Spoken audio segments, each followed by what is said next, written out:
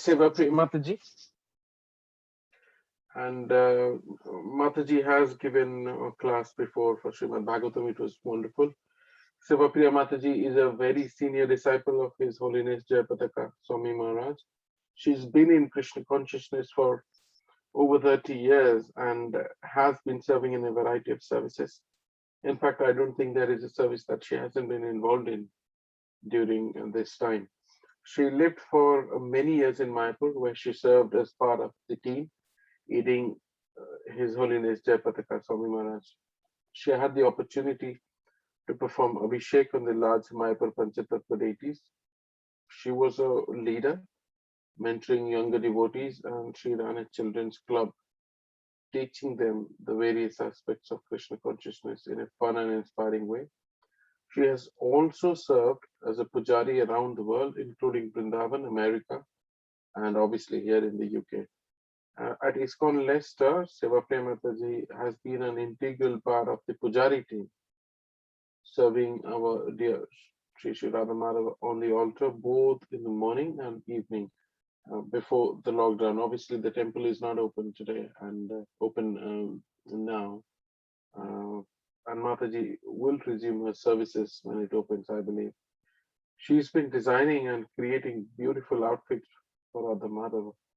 She used to do everything herself, from sourcing the fabrics and trims and designing and cutting, and also obviously the sewing part. And I've heard that now she's doing the important job of training a sewing team on Zoom, which is just wonderful.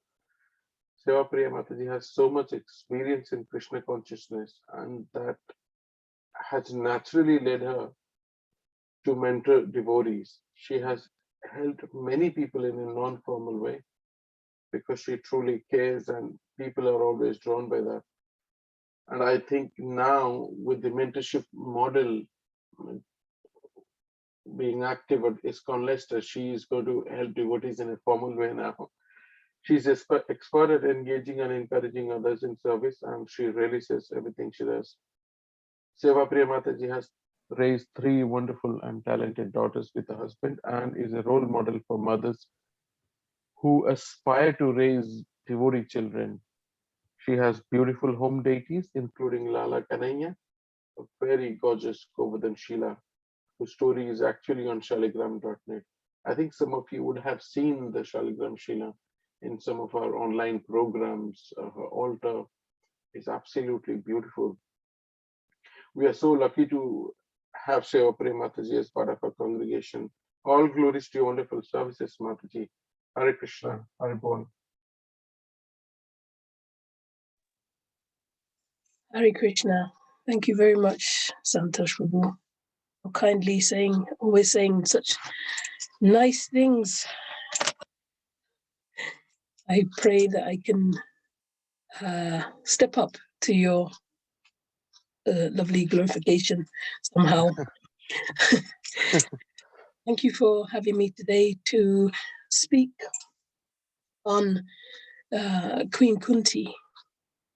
And we missed some time between the last class because of the mentorship meetings.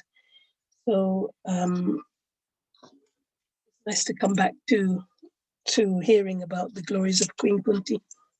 Yes, definitely.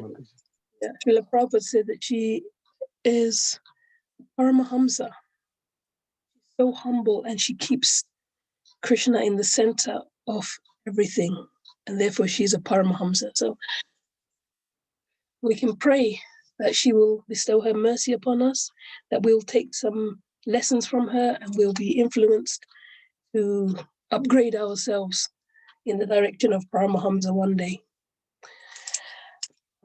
The Radha Madhava prayers.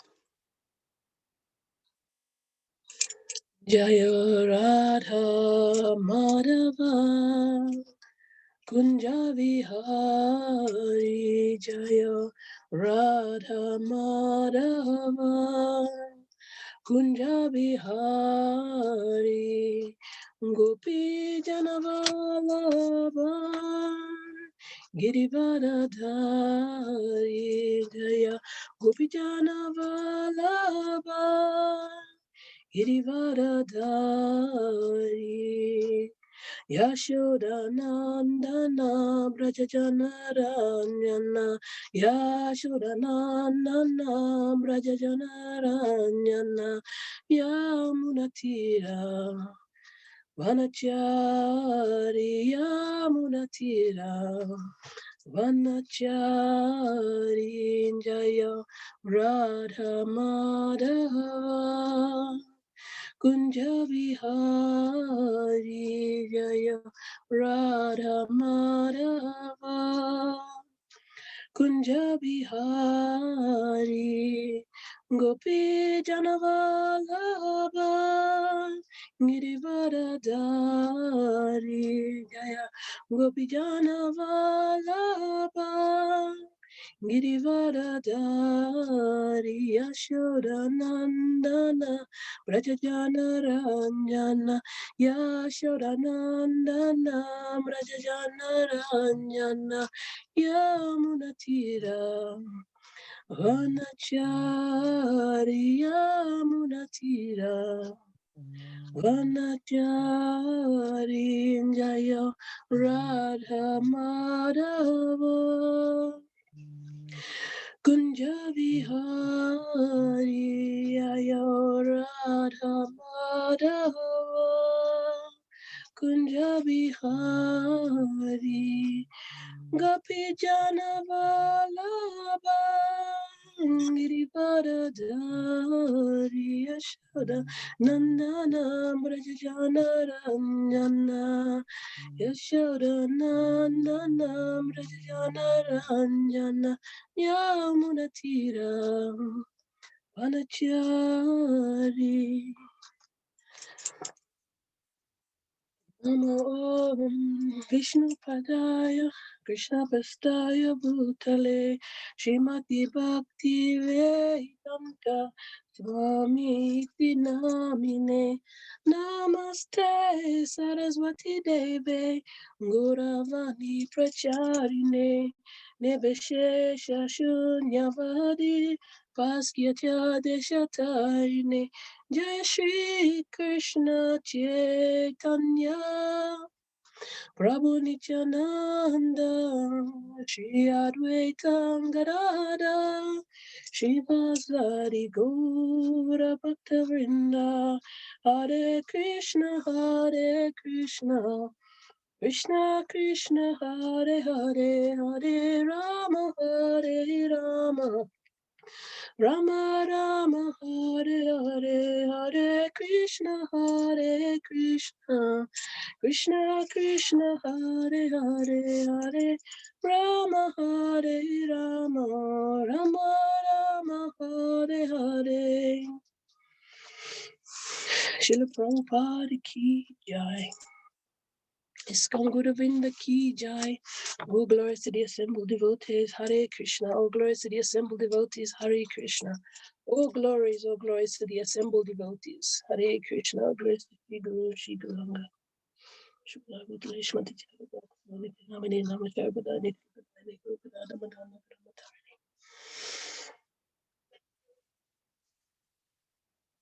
So we are reading from Srimad Bhagavatam 1, 8, 34, 35, and 36 today. So I will read the slokas and purport for you.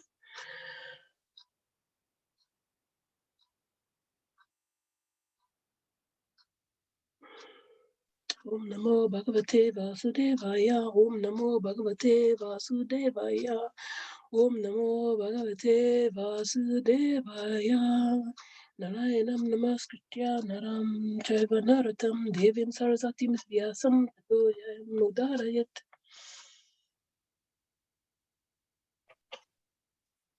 Bharavataraṇayanye bhuvanava vodado siddhyanta buri bharena jatahi atma bhuvarita. Others say that the world being overburdened like a boat at sea is much aggrieved. Brahma, who is your son, prayed for you, and so you have appeared to diminish the trouble. But by his divine grace, A.C. Bhaktivedanta Swami Prabhupada Ki Jai. Brahma, or the first living being born just after the creation, is a direct son of Narayan. Narayan as Garbhodakshaya Vishnu, first of all entered the material universe without spiritual contact. Matter cannot create. This principle was followed from the very beginning of the creation. The Supreme Spirit entered the universe, and the first living being, Brahma, was born on a lotus flower grown out of the transcendental abdomen of Vishnu. Vishnu is therefore known as Padmanabh. Brahma is known as Atmabhu because he was begotten directly from the father without any contact of mother Lakshmiji. Lakshmiji was present near Narayan, engaged in the service of the Lord, and still, without contact with Lakshmiji, Narayana got Brahma. That is the omnipotency of the Lord. One who foolishly considers Narayan like other living beings should take a lesson from this. Narayan is not an ordinary living being. He is the personality of Godhead himself, and he has all the potencies of all the senses in all parts of his transcendental body.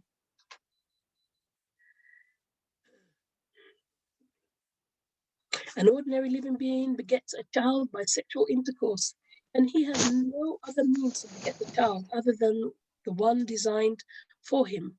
But Narayan, being omnipotent, is not bound to any condition of energy. He is complete and independent to do anything and everything by his various potencies, very easily and perfectly. Brahma is therefore directly the son of the father and was not put into the womb of a mother. Therefore, he is known as Atmabhu. This Brahma is in charge of further creations in the universe, secondarily reflected by the potency omnipotent. Within the halo of the universe, there is a transcendental planet called known as Svetadvip, which is the abode of the Chiradakshaya Vishnu. The Paramahatma feature of the Supreme Lord.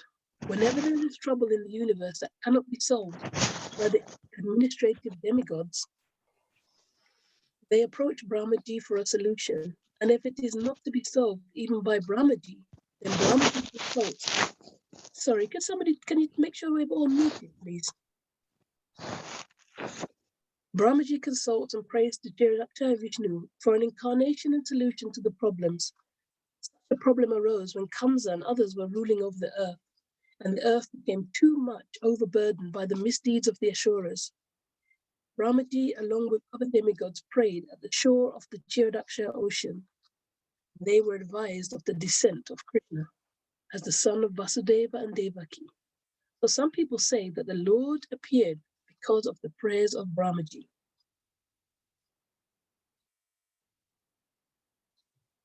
One 8:35. Bhavismim klishyam mananam avijakama karma bhi sravana smaranar harani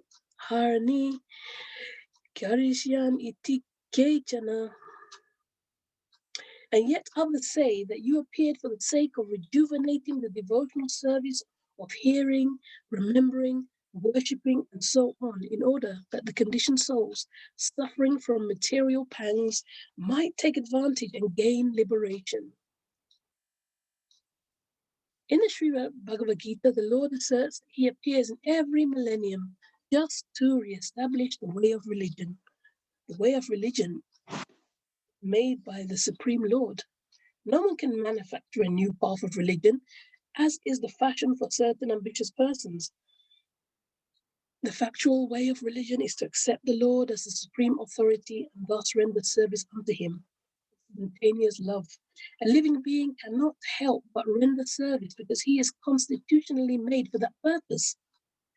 The only function of the living being is to render service to the Lord. The Lord is great. Living beings are subordinate to him. Therefore, the duty of the living being is just to serve him only. Unfortunately, the illusioned living beings, out of misunderstanding only, become servants of the senses by material desire. This desire is called avidya, or nescience, and out of such desire, the living being makes different plans for material enjoyment, centered about a perverted sex life. He therefore becomes entangled in the chain of birth and death by transmigrating into different bodies on different planets under the direction of the Supreme Lord. Unless, therefore, one is beyond the boundary of this nescience, one cannot get free from the threefold miseries of material life. That is the law of nature. The Lord, however, out of his causeless mercy, because he is more merciful to the suffering living beings than they can expect, appears before them and renovates the principles of devotional service, comprised of hearing, chanting, remembering, serving, worshipping, praying, cooperating, and surrendering unto him.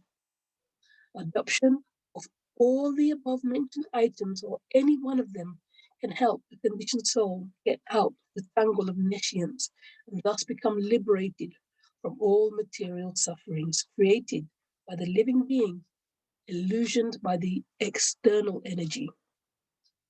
This particular type of mercy is bestowed upon the living being by the Lord in the form of Lord Sri Chaitanya Mahaprabhu.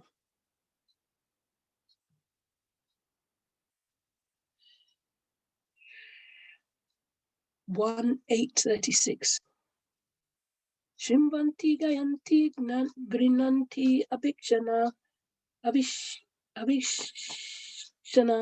Smaranti Nandanti Tevitam Jana Tareva Pasyanti Atirena Tavakam Bhava Pravaho Param Mam Padambujan. O Krishna, those who continuously hear, chant, and repeat your transcendental activities or take pleasure in others doing so, certainly see your lotus feet, which alone can stop the repetition of birth and death. Put by His Divine Grace, the Swami Prabhupada. Supreme Lord Sri Krishna cannot be seen by our present conditional vision. In order to see him, one has to change his present vision by developing a different condition of life, full of spontaneous love of Godhead. When Sri Krishna was personally present on the face of the globe, not everyone could see him as a supreme personality of Godhead.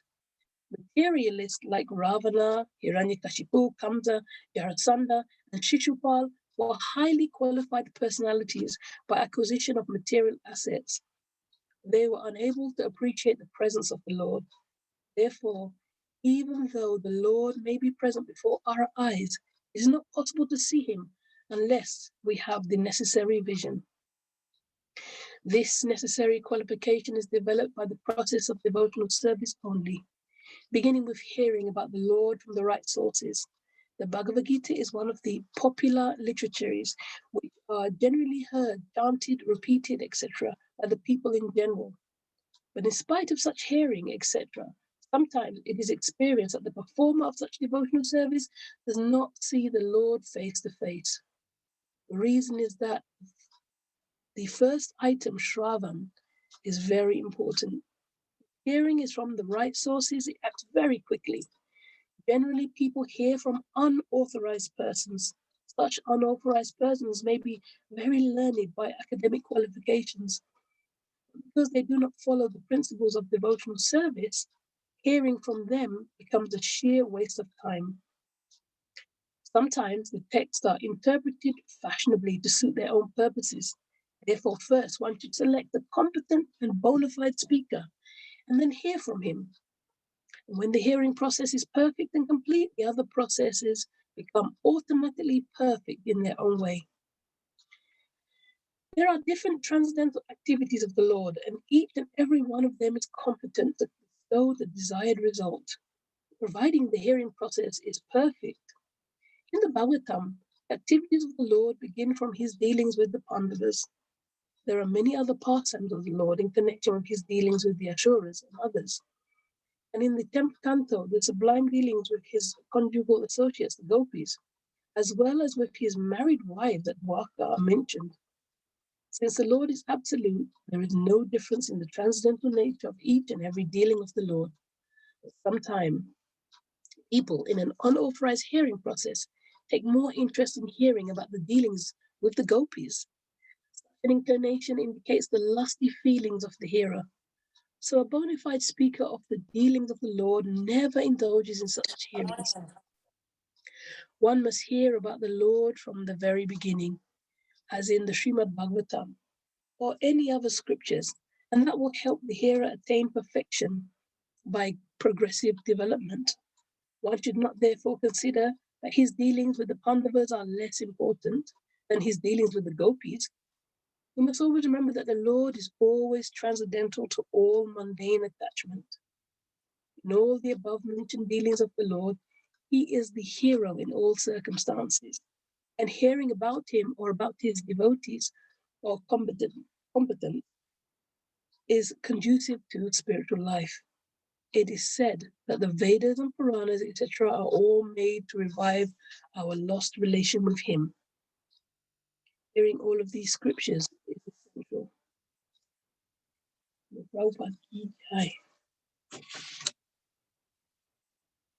So, we chant the Mangal Charan.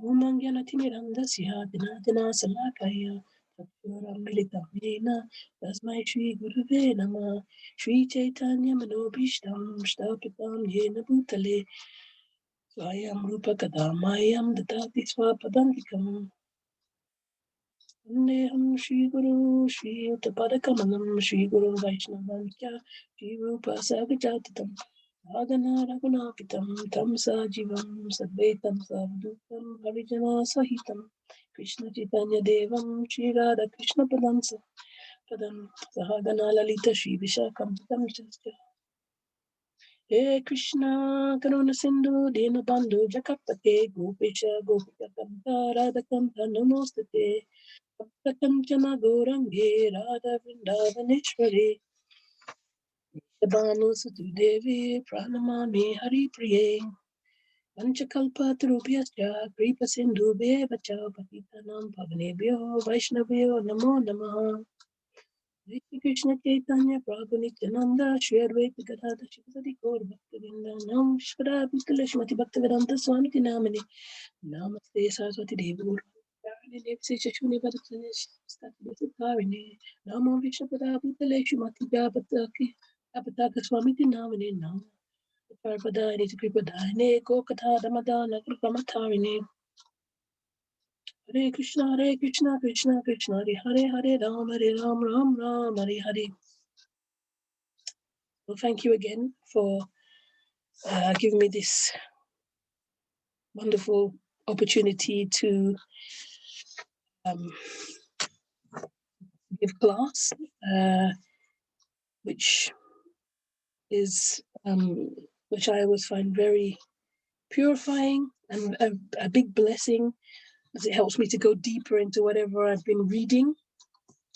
I ask you also for your blessings and forgiveness for any mistakes that I make along the way, as I am also always learning and in truth know nothing, but I'm just reading and studying just like all of you, and I'm trying to compile something interesting to feed back to you for these sessions.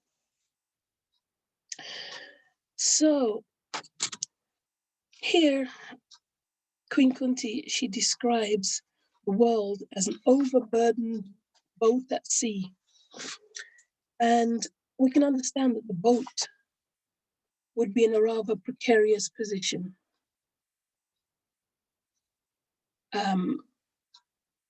Choppy waters, high waves. Have you ever been on a boat during rough waters, in a heavy time, or have you ever watched a video of how that looks? Because it looks really frightening, incredibly frightening. And a lot of people have a phobia, actually, of being in such a situation, on a boat that is wildly being flung around by the ocean waves. We don't realize that we're on dry land, but we are in the same ocean. We don't remember that.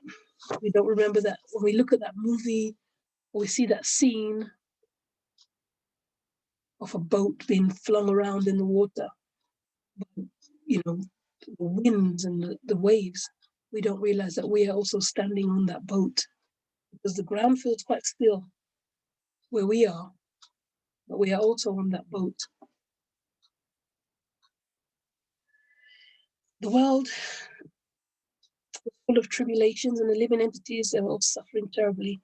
And she tells us that Lord Brahma had prayed to his father, Lord Vishnu, to come to the world and alleviate the troubles.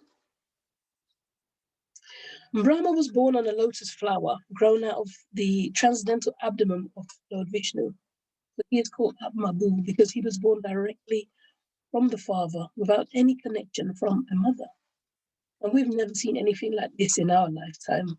We've seen test tube babies where a sperm and an egg are joined outside of the womb in a laboratory, which in itself is really quite incredible already, because they haven't used the act of sex to make this, to place the sperm and the egg together. But for the fetus to remain viable, it must again enter the womb of a mother until 9 months of pregnancy are over. So we can't beat that system. It's ancient. It can't be beat. To give birth, you need a mother and a father. But here the Lord just desires, and it's there. He does it. He has created Brahma. He did not involve his consort in the making of Brahma. He did things just as he wanted. He doesn't need a mother to make a child. Though she was close by to him at the time and probably serving him in some way, he did not connect with her to bring Brahma into being. The Lord is omnipotent. No one else is like him. He has all the potencies of all the senses in all parts of his transcendental body, and so has no need of anything from anyone else. He is independent, unlike any one of us. And in this section of prayers, Queen Kunti is inquiring about the many reasons why the Lord appears in this material world and giving different answers as to why. When you think of the Lord's qualities and potencies, it's right to ask, why would he want to come to a world which resembles an overburdened boat at sea? Why would he want to do that? Who would we're selling tickets, we have a boat, it's on the ocean, it's on the sea, and it's flung around wildly. It's not very nice. You're going to get very cold, you're going to get very wet, you're going to be very miserable and very scared. Would you like a ticket? Would you like to come? No, we wouldn't want to buy that ticket. We wouldn't want that ticket for free. We are here on this boat and we don't want to be here even. And there are even people who, they don't know anything about Krishna or any God. And they don't even want to be here. They don't know that there's a better place somewhere else. They think this is it. YOLO, you only live once, they say, right? They don't know that there is something else, that this is not the end when this body finishes. But they also tire of this suffering here. So if you are asked to write a review for this planet, would you recommend it as a place to visit? Or for a long-term stay, like maybe 60 to 100 years? Would you like to come here? What can we offer you? It's, there's real danger at every step. You need a material body to stay here, and that needs lots of care. Your body is going to get hungry often, and when you feed it, then it's going to need to pass stool and water. Yeah, and then It's going to need regular washing, shaving, grooming, dressing. Yeah, it's a lot of work. All of it's going to cost you money. So while you're here, you also have to earn, go to work to afford all of the things that the body needs. So you'll need an education, and we've made a system for you. So the system means that you'll have to take 15 to 20 years of education beforehand, and then you'll need a place to live. Yes. And I want to remind you again of the scenario. You're in a rocky boat at sea, being flung around. While you're trying to manage all of these things, it's just one wave after another, one wave after another. So when you actually start to think, oh, I'm really enjoying myself here, I'm having a great time, remember that, you're on the boat. There is no advert for this place. This is not a nice place to invite anybody. Sometimes of course, the travel agencies will tell us that one sunny spot is nicer than the other. And then we see a sunny spot like Turkey is on fire. Sometimes Greece is on fire. Sometimes America is on fire. Sometimes Australia is on fire. But we're like, no, these are great holiday destinations. This planet is a great place to be. And we try to move around from country to country, trying to find some enjoyment. But every country is on the boat, being knocked around by the waves. Everybody is suffering. So we go back and we look at Lord Vishnu, and he's laying peacefully on the transcendental ocean. His legs are being massaged by his consort, Lakshmi Devi. And Brahma is praying to him to please come and help the living entities in the material world. What a contrast. Who would want to come after receiving a description of this place? So in verse 34, Queen Kunti says, your son Brahma prayed to you to come and diminish the trouble, and you appeared. So this is one of the reasons that the Lord came. By the mercy of Lord Brahma, by his prayers, we received the mercy of Lord Vishnu, and Krishna then appeared in Vrindavan. And we must remember that the Lord does whatever he likes, and he also likes whatever he does. Nothing would be done by him if he didn't like it, unless he liked to do it. He also can do one thing which will result in many actions. Like he is, not only has he listened to the prayers of Lord Brahma, there is Vasudeva and Devaki, they're praying. There is, at one point, Advaita Acharya, he's praying, and then the Lord has his own desires, why he wants to do things. So he can do so many things with one action. Unlike us, we can do one thing that would manifest maybe one or two actions, right? I'm going to wash the plates so that I can eat it on a clean plate, so that the kitchen is clean. I'm going to drive my car because I need to get to that destination. Well, we're not very, we don't spread very far. We're not like him. So as we go through, we'll see there are many reasons why he has appeared, and as Queen Kunti speaks on these verses. And in this purport, where Srila Prabhupada tells us that we would be foolish to think he's just like everybody else. So we can understand that because the Lord does what he likes, that what goes on in the spiritual world and what goes on here in the material world is how he likes it to work. Sometimes I've heard people say that Krishna is doing this to me and Krishna is doing that to me, when we haven't taken responsibility for it. It's very hard to take responsibility for our actions of previous lives, and we don't even remember doing those things that got us into this state. So why is Krishna doing this to me? Why is he why didn't he give me a break?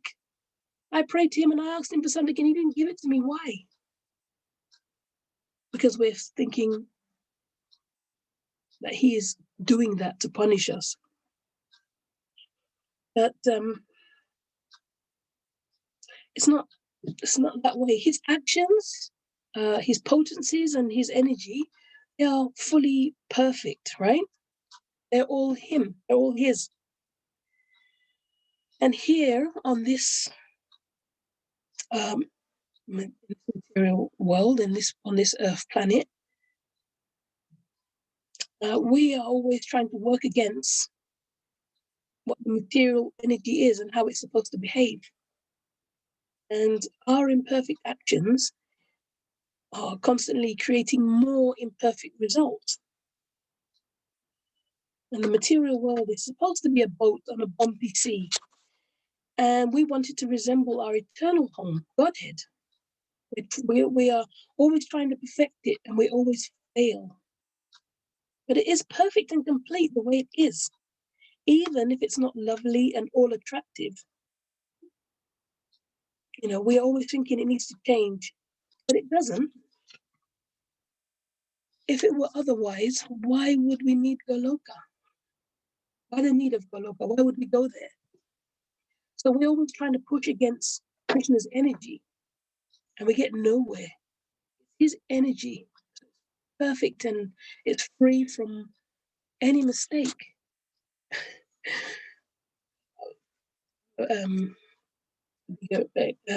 Deeper explanation of that. If you had an eyelash in your eye, you try to take it out yourself in the mirror, and you're using your own fingers in your own eye, you know how much poking and prodding is safe to do, right? So you wash your hands and you fingertip on your eyeball, no problem, a little bit blinking, catch the eyelash, take it away. But if you ask someone else to do it for you, you're jumpy, you're scared, you can't stop flinching, and you pull your head back away every time you're coming closer, you're pulling your head further and further back away from them. They're coming into your space, and that is worrying.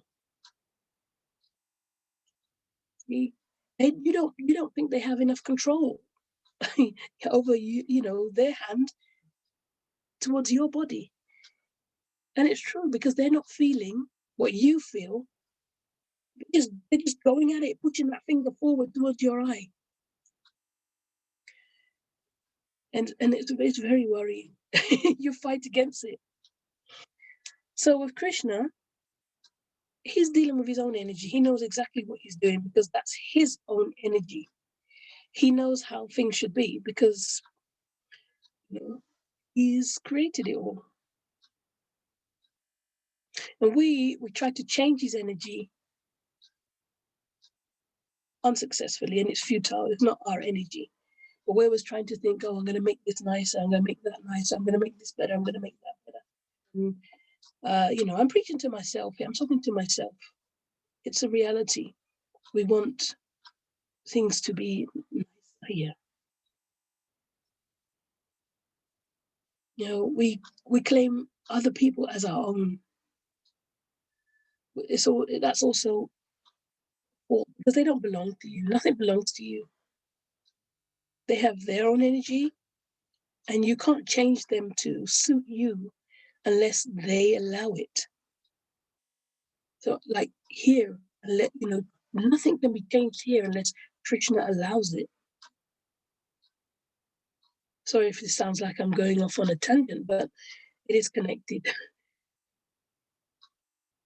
We can say, this is my wife, my husband, my car, my dog, my house, my children, my person, my friend, my teacher, you know, all types of titles we can claim as being ours, all types of objects we can claim as being ours. But even our own body, we cannot stop any of these things from falling apart, from getting sick, from breaking down, or from walking away from us, or from even liking us, or any of these things, unless they want to. They have their own energy. So when you're dealing with them, unlike dealing with your own eye, you have to be more cautious, right? You act in a way which is, you act differently. You're dealing with somebody else more appropriately. Spouse will be careful not to disturb their partner to avoid arguments, right? You don't have to avoid a fight with yourself. You just are. It's you. It's yours. You are you. You are yours. So that's as much as you can control, right? So you don't have to avoid arguing with yourself. But when you speak to your spouse, right, you want something, you go in and you're like, no, you have to ask carefully. You don't want to rock the boat. You know you want something that maybe they will say, no, we're not spending money on that, or that's a bad idea, or I don't want to go there. So you start to think of some flowery words that you can put up front to flatter them. You have to work hard because they're not yours. Because if they were yours, you would say and they would do. They don't look like yours unless they want to, unless they become so humble that everything you say they will do it, or there are that's their change is up to them. So even if your car, you drive it carefully so you avoid damaging your vehicle, and you treat your children well to avoid childhood traumas and give them a better life than you had. You don't want your pet to suffer, or you don't want your pet to attack you, so you treat them well. Of course, there are, again, situations where, for some reason or another, these other living entities are humbled, are reduced by their own choice, by their own fears, by their own, their own fear that they will become small so that you can control them. But it's not from the heart, and it's not full, and it doesn't usually give you any satisfaction, real satisfaction, nothing, not an enjoyable satisfaction. So Krishna, he doesn't have to think about all these things or second guess them, because everyone and everything is already his.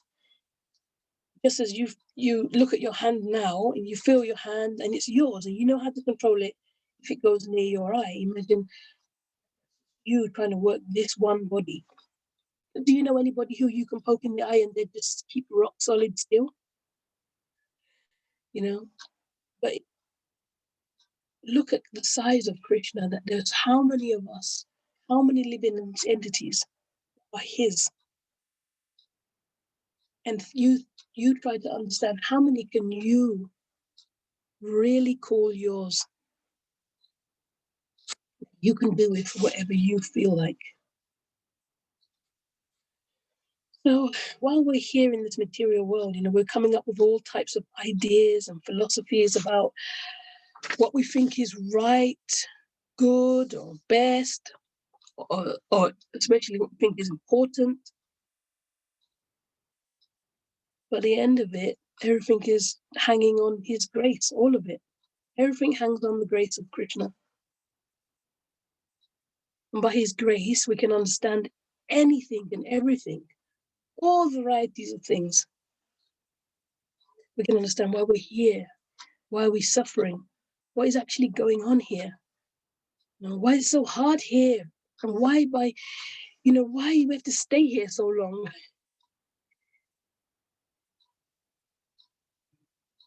By His grace, we can receive the mercy of a spiritual master in order to pull us out of the rocky boat, out of this turbulent sea, this turbulent ocean, and we can stop trying to change the material world, trying to make it more enjoyable. And we can slide into the next verse and do the real needful work. So in 1:8:35, Queen Kunti shares the confidential reason why the Lord willingly appears in the material world, which is to spread the process of devotional service. She says, Bhavismim klishyamananam. The conditioned souls are absorbed in so much suffering, born from their ignorance, intense greed, lust for enjoyment and karma, material reactions from fruitive activities. By the prayers of Lord Brahma and Sri Advaita Acharya, Sri Krishna Chaitanya appears at different times and spreads the process of bhakti yoga. And bhakti yoga is the greatest means of deliverance from all of this suffering. And this suffering that we're always asking why about is perfect for this world. Queen Kunti tells us, rejuvenate. That says to rejuvenate the process of devotional service. That's why the Lord came, to rejuvenate. Because we have done it before, but we're covered in such illusion that we remain in darkness now and cannot remember those good times that we had. So we need them to be rejuvenated. Like when you see a dried sponge or dried fabric in the kitchen or something like this, and then you add water and it swells, becomes more full. We are like that. We're a dried sponge, and we need the water, the charanamrit. We need the abhishekam.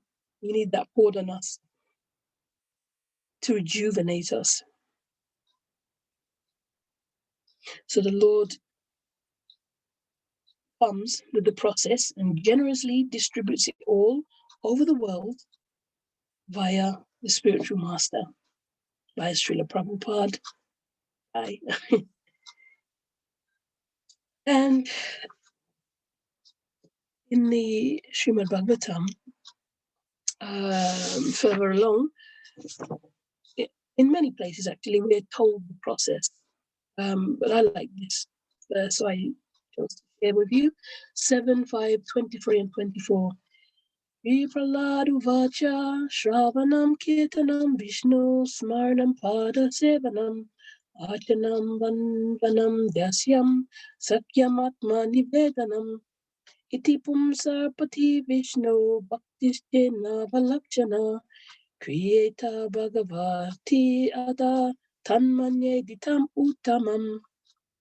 Lord Maharaj said, hearing and chanting about the transcendental holy name, form, qualities, paraphernalia, and pastimes of the Lord, offering the Lord respectful worship with 16 types of paraphernalia, offering prayers to the Lord, becoming his servant, considering the Lord one's best friend, and surrendering everything unto him. In other words, serving him with the body, mind, and words. These 9 processes are accepted as pure devotional service. One who has dedicated his life to the service of Krishna through these 9 methods should be understood to be the most learned person, for he has acquired complete knowledge. I really like that. Actually, if you don't mind, I want to read it again. Just this. Okay. Prahlad Maharaj said, hearing and chanting. So the hearing and the chanting about the transcendental holy name, form, qualities, paraphernalia, and pastimes of Lord Vishnu. When we chant in japa or kirtan, when we hear the Lord's pastimes, so we've heard his holy name, and then we've heard about his pastimes. We listen, we read about his form, all his qualities, all his paraphernalia and associates, yeah, all the pastimes of the Lord. Then we remember him. If we're doing this, we will remember him more throughout the day. And then we must serve the lotus feet of the Lord. Offering the Lord respectful worship, like arti, with the 16 types of paraphernalia. Offering prayers to the Lord. We can learn the prayers of the Vaishnavas in the songbooks, or reading about our acharyas, and we can learn how to pray to the Lord. We can learn from Kunti Devi and Prahlad Maharaj. Surrender. Where was I?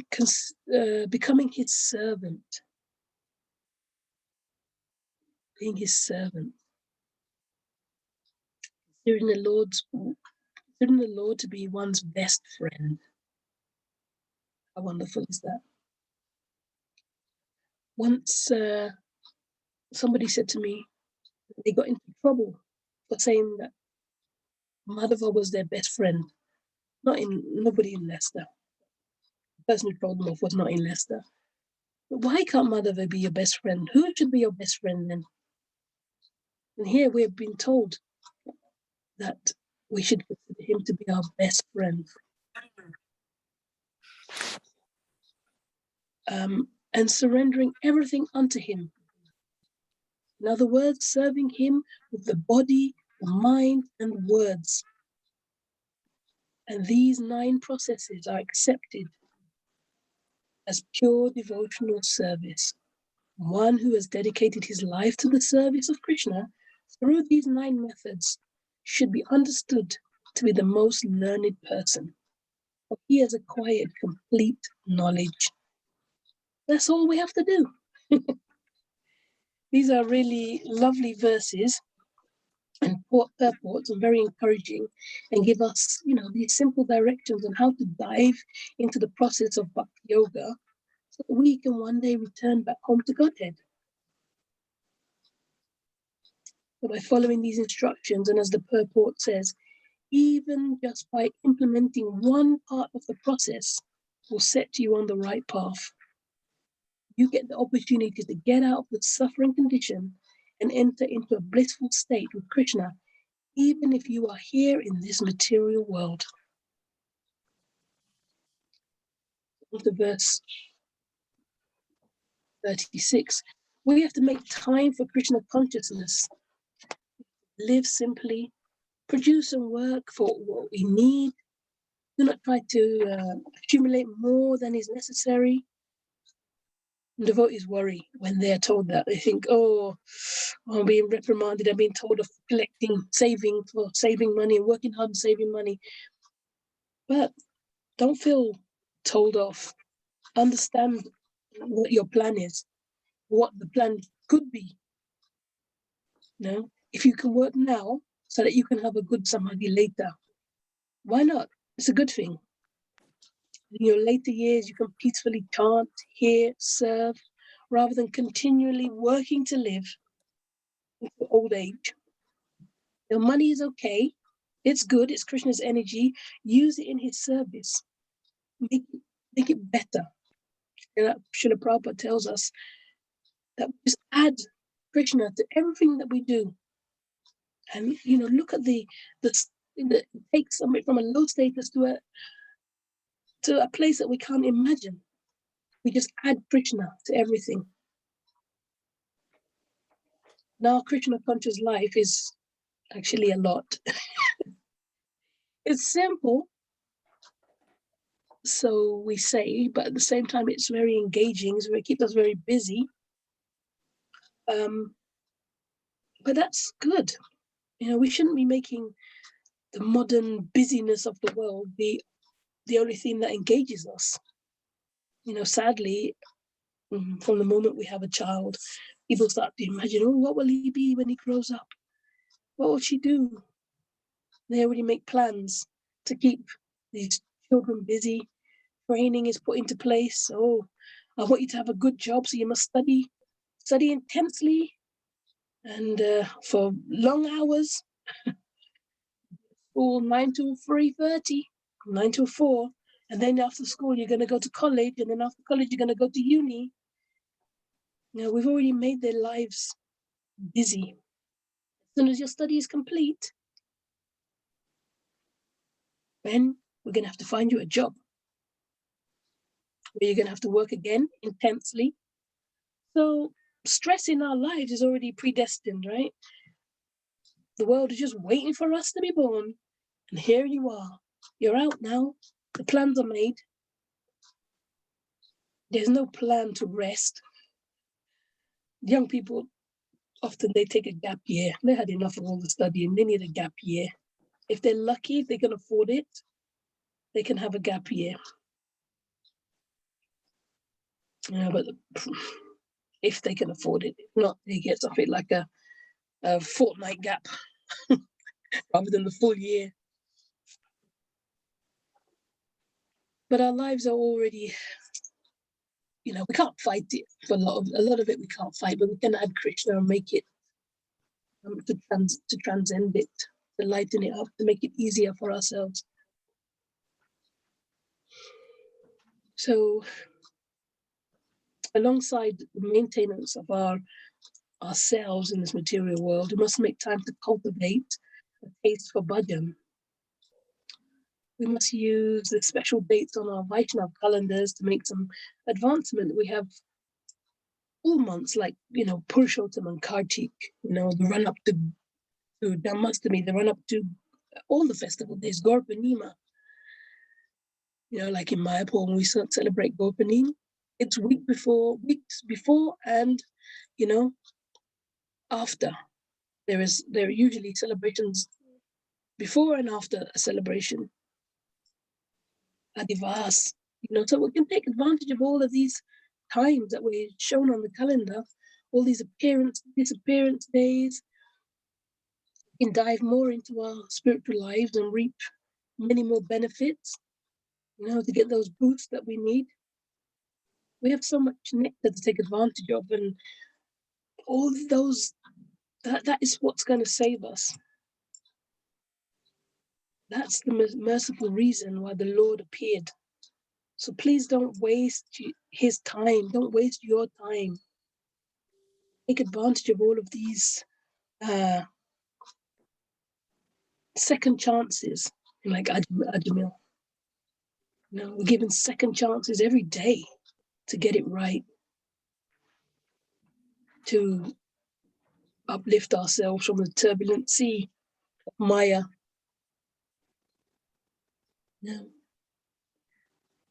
The opportunities are there. So let's take advantage of it all. If anybody has any questions or comment or corrections, please, now is a good time.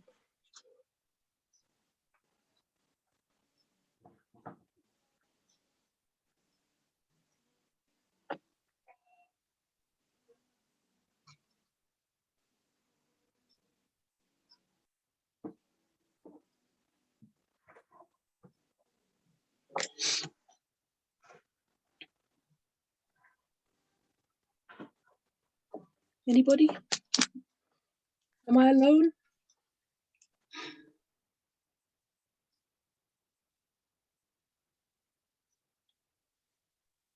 Hare Krishna, Seva, Priya, Mataji. Hare Krishna, Prabhu.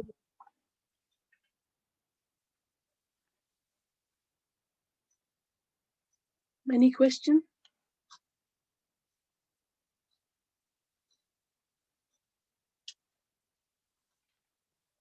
If anyone has any questions or comments to share, please unmute yourself and come forward.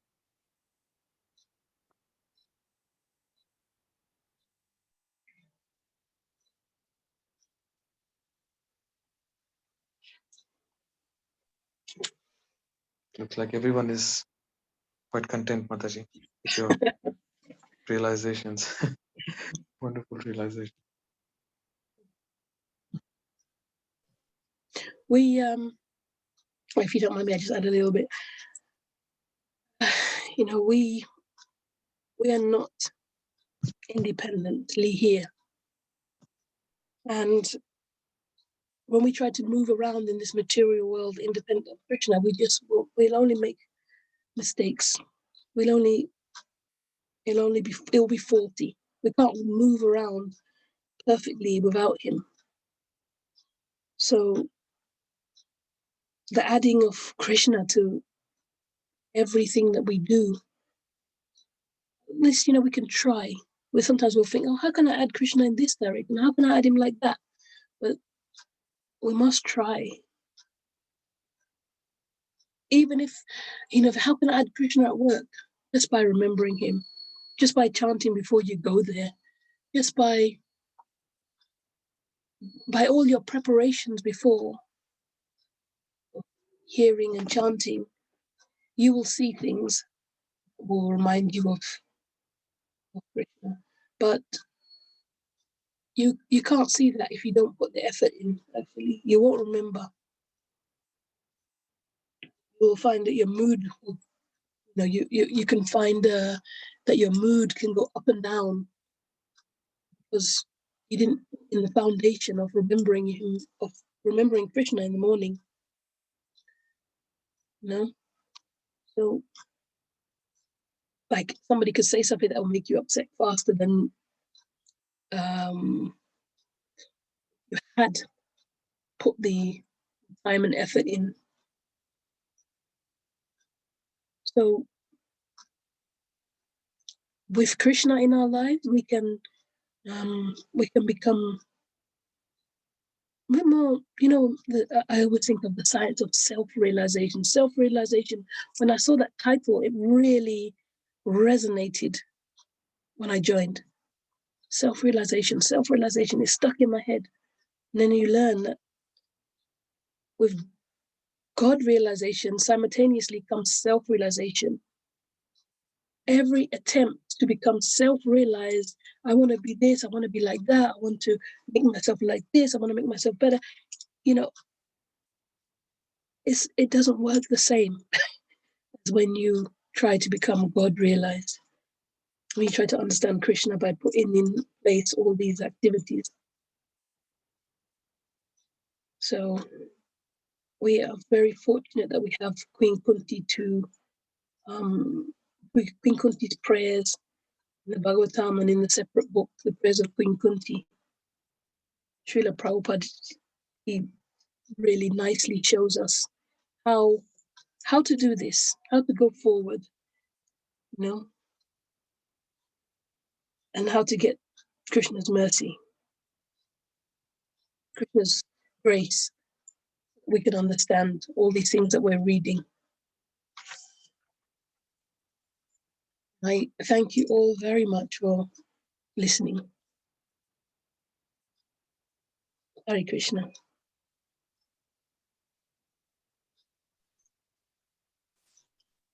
Thank you, Mataji, once again.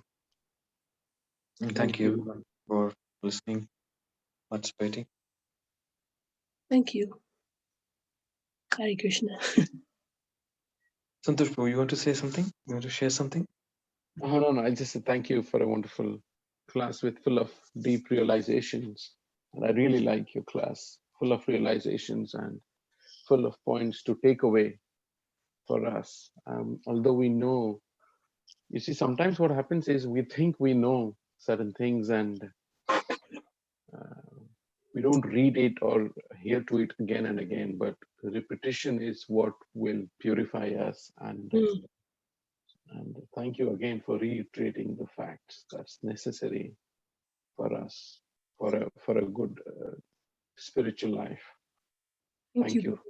Thank you, Prabhu.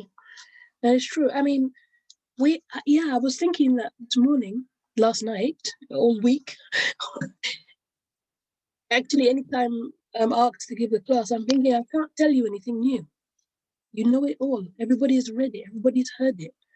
But actually, if you've been around for a while, you're on the repeating program because we forget very quickly. So better we are constantly hearing so that we can constantly remember, because the memory is so faulty in this material world. We can read and hear and become very engrossed, and we can make great plans. I'm going to do this. I'm going to set this in motion. Tomorrow I'm going to wake up and I'm going to do it like this. And we can make this huge plan. But one small thing can throw us off. And we don't remember anymore that we said we were going to do these good things that we heard in the morning. So that's why we have to have continuous repeating, going over, reminders that we are in the boat on this turbulent sea. We need it. Right. Thank you. Bhaktiman Prabhu, do you want to share something? Or anyone else? Hare Krishna Mataji, thank you for your wonderful points, your realizations. Hare Krishna. Very, very insightful and really inspirational, and really there's so much substance. And like you said, these are reminders. We may have read Bhagavatam, we may have heard Prabhupada, but in the association of devotees, these are really important reminders because of our tendency to forget in this material world. There's so many distractions. We live in a world full of distractions. So as we can get as many reminders about remembering Krishna, remembering the pastimes of Krishna, and remembering the devotees, that's always going to give us positive reinforcement to come back again and remind ourselves, so that we come out of this forgetfulness, these modes of forgetfulness. So thank you, Mataji, for your wonderful insights into this. Thank you, Prabhu. Thank you very much.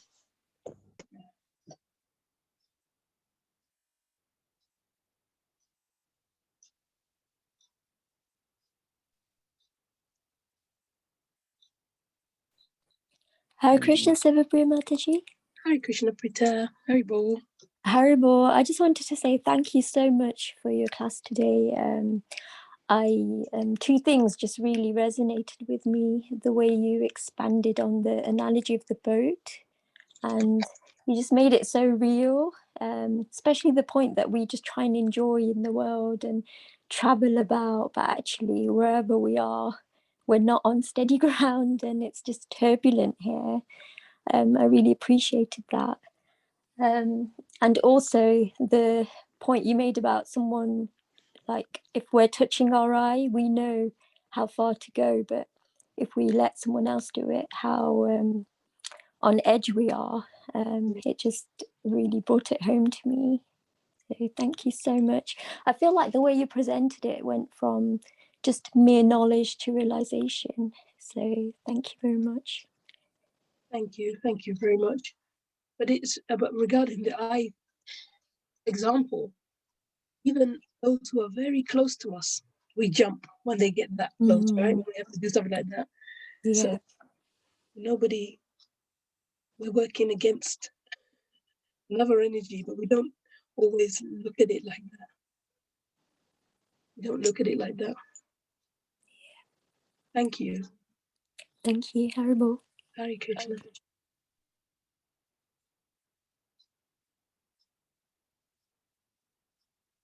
I think we should let the devotees go and eat breakfast, Prabhu. Yes, Mataji. Seva Priya Mataji ki jai. Srimad Bhagavatam. Jai Srila Prabhupada ki Jai. Thank you all. Hari Hari Bo. Hare Krishna Mataji, thank you for your lovely class. Thank you. Hare Krishna Mataji, thank you for the wonderful class. Thank you, Mata. Thank you. Hare Krishna, Seva Priya Mataji, thank you. Thank you, my dear Aravinda Mataji. Thank you. Thank you. For me, it's always about learning and gaining knowledge and understanding, really, because every time you hear something, it's like, for me, it's new, you know, because everybody has different understanding of the same things. Thank you. Thank you. Thank you so much.